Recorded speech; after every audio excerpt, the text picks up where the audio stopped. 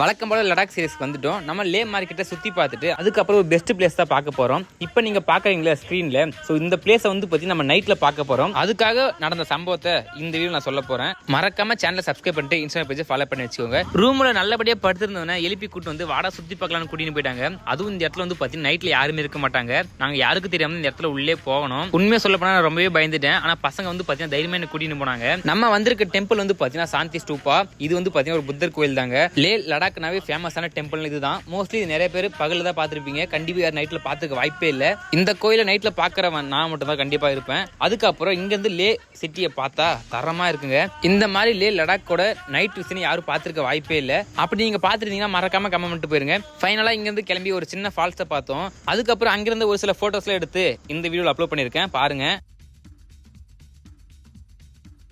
இதுக்கப்புறம் அப்லோட் பண்ற வீடியோ கண்டிப்பா நீங்க எதிர்பார்க்காத வீடியோ தான் இருக்கும். வெயிட் பண்ணுங்க, நல்லாவே இருக்கும். Bye by.